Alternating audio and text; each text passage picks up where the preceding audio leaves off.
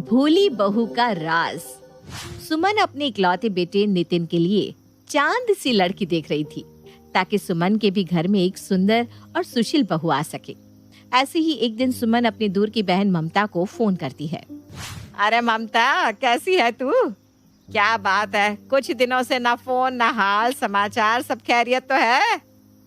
हाँ हाँ जीजी, सब खैरियत से है। बस कुछ शादियाँ लगातार पड़ गई थी, उसी में बिजी थी। अब आप तो जानती है ना, जहाँ मैं नहीं वहाँ शांति से शादी नहीं।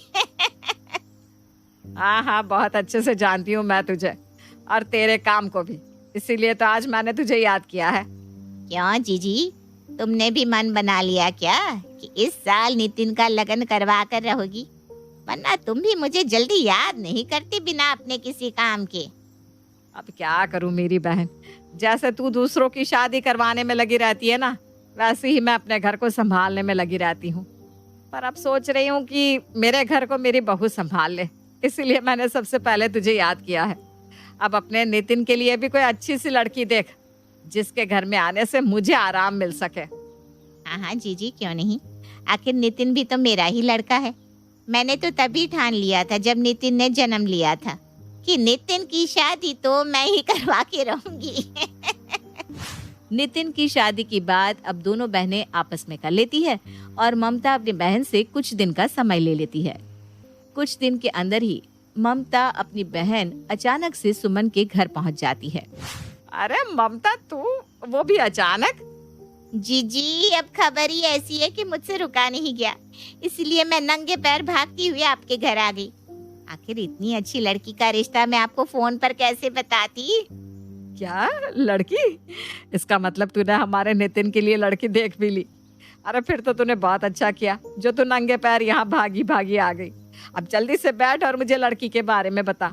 कौन है लड़की, क्या करती है, उसकी फोटो तो लाई है ना साथ में? हाँ हाँ जीजी, मैं लड़की की फोटो भी लाई हूँ, साथ में और सारी जानकारी भी। 4-5 फोटो है लड़की की, आराम से देखते रहना। और बता दूँ, लड़की बहुत सुंदर और सुशील है। मुझे पता चला कि लड़की सर्वगुण संपन्न है और खाना बनाने में तो माहिर है। जो कोई भी उसके घर जाता है वो अपना पेट पकड़ कर घर आता है।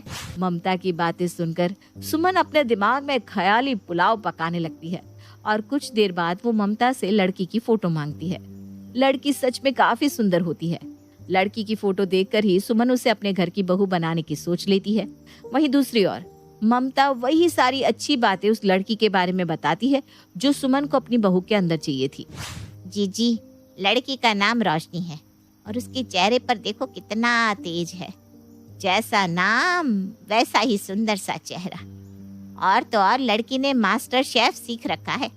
खाना बनाने में तो इसने बड़े बड़े शेफ को भी पीछे छोड़ दिया है। आप सोचो, आपके घर में जब ऐसी बहू आएगी जो हर तरह के पकवान बनाएगी जिसकी आपने कभी कल्पना भी नहीं की होगी, आपके घर आए मेहमान आपकी कितनी तारीफ करेंगे। ममता, तू तो बिल्कुल वैसी लड़की ढूंढ कर लाई है जैसे कि मैंने सोच रखा था। इतना ख्याल रखती है तू मेरा। अच्छा, अब तू ना लड़की वालों से जल्दी बात कर ले ताकि हम ये रिश्ता पक्का कर सके। आपको क्या लगता है जीजी, इतनी अच्छी लड़की का रिश्ता मैं जाने दूंगी हाथ से? अरे मैंने सब सेट कर रखा है। मैंने लड़की वालों को भी समझा दिया है कि आप परसों अपने लड़की को लेकर उनके घर जाएंगे उनकी लड़की देखने। अरे अरे ममता, ये तूने क्या किया? तुझे लड़की वालों को ये कहने की क्या जरूरत थी? तू जानती है ना, हमारे घर में लड़का लड़की एक दूसरे को नहीं देखते। और मैं जाऊंगी तो कौन सा मैं भी लड़की को देखूंगी? लड़की तो फोटो में ही मुझे पसंद आ गई है। उसके हाथ का खाना खाकर बस ये रिश्ता पक्का करना है। ठीक है जीजी, जैसे आपकी मर्जी। मैं कल ही जाकर लड़की वालों को कह दूंगी और आपके इन रिवाज के बारे में भी बता दूंगी ताकि उनके दिल को तकलीफ ना हो। बाकी आपकी मर्जी। अगर कल को आपको कुछ बुराई नजर आई तो मुझे दोष मत देना। अरे ममता, मुझे तुझ पर खुद से भी ज्यादा भरोसा है। सुमन रोशनी से अपने बेटे की शादी करने की बात फिक्स कर लेती है और दिन गिनने लगती है। बहुत जल्द अब सुमन अकेली ही लड़की के घर जाती है जहां उसके सामने 56 प्रकार का खाना रख दिया जाता है। इतना सारा खाना देखकर सुमन को ममता की कई सारी बातें सच लगने लगती है। अरे बहन जी, इतना सारा खाना मैं भला इतना सब कुछ कैसे खा पाऊंगी? अरे बहन जी, ऐसा मत बोलिए, सब में से थोड़ा थोड़ा टेस्ट कर लीजिए ना। ये सब कुछ मेरी प्यारी रोशनी ने आप सबके लिए ही तो बनाया है। वैसे आप चाहे तो आप रोशनी को देख सकती हैं और उसका टेस्ट भी ले सकती हैं। हमारी बेटी में कोई कमी नहीं है। अरे बहन जी, मैं जानती हूँ, मेरी बहन ने बताया है मेरी होने वाली बहू के बारे में बहुत कुछ, पर हमारे में भी ना कुछ रिवाज है, वो तो मुझे निभाने ही पड़ेंगे। अब मैं खुद भी नहीं आती, पर नितिन के पापा भी इस दुनिया में रहे नहीं, अब सब कुछ मुझे ही देखना पड़ता है। बहन जी, अब बुरा मत मानना, पर हम आपके लड़के को ना एक बार देखना चाहते थे, पर हमारी बेटी ने जब से मना किया है तब से हमने भी अपने दिल को ये सोचकर समझा दिया कि हमारी बेटी आपके घर में जाकर खुशी रहेगी। हमारी बेटी रोशनी बहुत समझदार है, वो ना दूसरों का बहुत ख्याल रखती है। अपनी होने वाली बहू की इतनी तारीफें सुनकर सुमन के पैर जमीन पर नहीं टिकते और वो बिना कोई देरी करे रिश्ता पक्का करके चली जाती है। अब ऐसे ही एक दिन रोशनी के घर में छोटी सी पूजा होती है और जब सुमन उस पूजा में शामिल होने आई तो एक बार फिर उसके सामने बहुत तरह की डिश रख दी जाती है। इस बार का खाना खाकर सुमन को पक्का विश्वास हो जाता है कि उसकी बहू के हाथों में जादू है। अब इसी तरह से समय गुजरता है और बहुत जल्द रोशनी और नितिन की शादी हो जाती है। सच में बहू तो कितनी सुंदर है। तेरा ये चांद सा मुखड़ा देखकर आज मुझे बहुत खुशी हो रही है। मेरी बहन ममता ने मुझे सबसे अच्छी बहू दी है। माँ जी, ये तो आपका मेरे लिए नजरिया और बड़प्पन है जो मैं आपको इतनी अच्छी लग रही हूँ। अरे बहू, कितनी अच्छी और मीठी मीठी बातें करती है तू। अरे मीठी बात उससे याद आया, मैं तुझे यहाँ ये बताने आई थी कि आज तेरी पहली रसोई है ना, तो रसोई घर में जाकर आज तू ही सबके लिए खाना बनाना और तू आज अपनी कोई एक सीक्रेट डिश भी बना लेना बेटा। इतना बोलकर सुमन वहां से चली जाती है और रोशनी की एक बात नहीं सुनती। कुछ देर बाद जब सुमन किचन में जाती है तो वो देखती है कि सारा सामान वैसा का वैसा ही पड़ा है। रोशनी अपने कमरे में है। ये देखकर सुमन थोड़ा घबरा जाती है और रोशनी के कमरे में जाती है।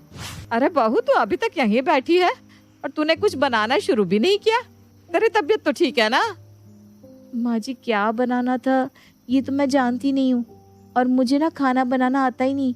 वो तो मेरी शादी नहीं हो रही थी ना, इसलिए माँ ने सबसे झूठ कहा और आपने जितनी बार जो भी खाया ना वो सब मेरी माँ ने बनाया है। मेरी माँ ने खाने में मास्टरी कर रखी है। टेस्टी था ना? क्या तुझे कुछ नहीं आता बनाना? तेरी माँ मास्टर शेफ है और तू? अपनी बहू की ये बातें सुनकर सुमन को चक्कर आ जाता है। वो अपना सर पकड़कर वहीं बैठ जाती है और कुछ देर बाद अपनी बहन को फोन करके घर बुलाती है और उसे खरी खोटी सुनाने लगती है।